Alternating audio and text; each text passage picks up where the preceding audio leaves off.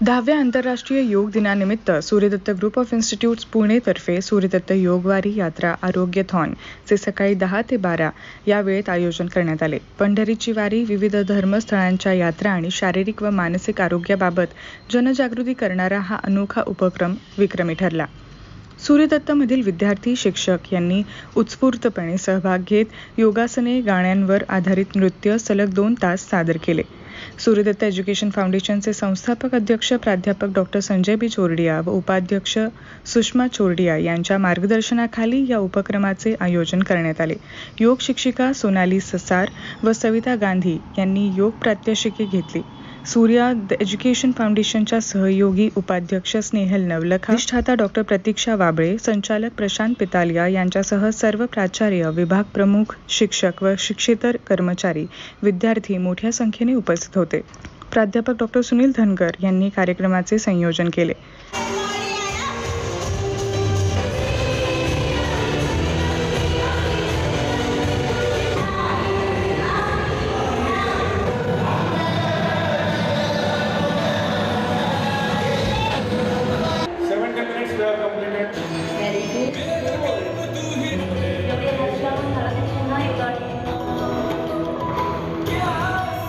Me professor doctor Sanjay B. Chordia, founder, president and chairman, Suryadatta group of institute.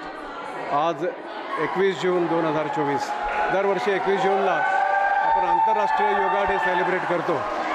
आणि सूर्यदत्ताचं वैशिष्ट्य आहे, प्रत्येक वेळेस काहीतरी वेगळी थीम घेऊन वर्ल्ड रेकॉर्डच्या दिशेने आम्ही आमच्या मुलांना, स्टाफला आणि टीचर्सना, संचालकांना आणि जी मुलं इथं कॉलेजमध्ये सध्या नाही आहेत, इंटर्नशिप्सवर आहेत, त्यांना ऑनलाईनच्या माध्यमातून असे एक विविध वेगळ्या प्रकारचं योगा डे आम्ही सेलिब्रेट करतो.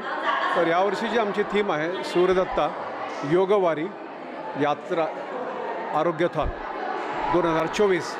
त्याच्यामध्ये आपण योगासन तर करतच आहोत, त्याचबरोबर आता वारी म्हणजे संत ज्ञानेश्वर आणि संत तुकारामांचं आगमन, पालखीचं आगमन इथे पुण्यामध्ये होत आहे 30 जूनला. तर त्यांना एक सलाम करण्याकरता वर्षानुवर्ष, शेकडो वर्षाची परंपरा, लाखो वारकरी दरवर्षी ज्या शिस्तबद्ध पद्धतीने वारी घेऊन येतात, नियोजन करत असतात, खरोखर त्यांना सॅल्यूट आहे.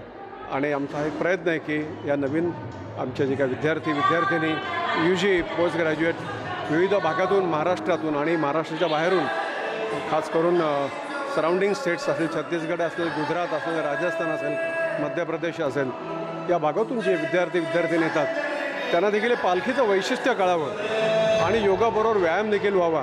आणि वारीमध्ये किती डिसिप्लिन आहे, वारी हे एकाग्रता वाढवते, तुमचा एक शक्ती वाढवते, कॉन्फिडन्स वाढवते. नंतर आरोग्याच्या दृष्टीने आम्ही याच्यामध्ये जत्रा देखील आपल्याला कल्पना आहे की दरवर्षी सुट्टी असते, समर वेकेशन असतात किंवा विंटर वेकेशनमध्ये सर्व विद्यार्थिनी जसं जमल तसं कुठल्या ना कुठल्या वर्षी कुठेतरी यात्रेला जात असतात. तो ती अमरनाथ यात्रा असेल, ती गिरनारची यात्रा असेल, ती आणखी कुठली अष्टविनायकाची यात्रा असेल. यात्रेला बरेचसे कष्ट घ्यावे लागतात, तपस्या लागते आणि फार पॉझिटिव्हिटी घेऊन आपण येत असतो, देवाचा प्रसाद घेऊन येत असतो आणि प्रसाद आल्यावर वाटत असतो तो. आणि एक अल्कलाईन आहार, जो एक सायंटिफिक आहार असला पाहिजे, जे आपण खातो पितो त्याप्रमाणे आपली एक विचारधारा बनते.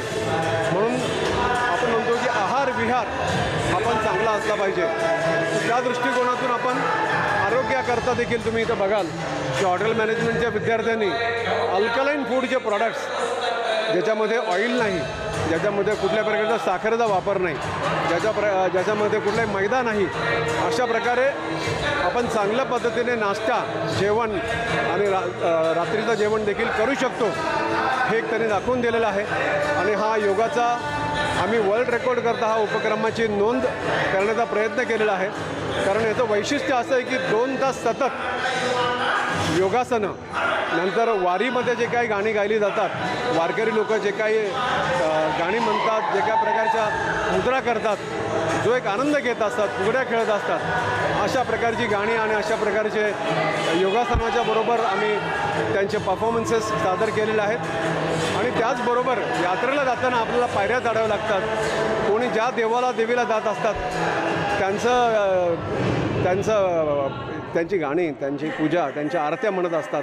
परत ऑनलाईन बघत आहेत, कन्सेप्ट नोट पाठवलेली आहे आणि मला खात्री आहे की कुठल्या ना कुठल्या तरी वर्ल्ड रेकॉर्डमध्ये याची नोंद केली जाईल आणि आमच्या सर्व मुलांकरता, सूर्यदत्ता करता हे मेमोरेबल इव्हेंट राहणार आहे. या मेमरीज विद्यार्थी कॅरी करणार आहेत.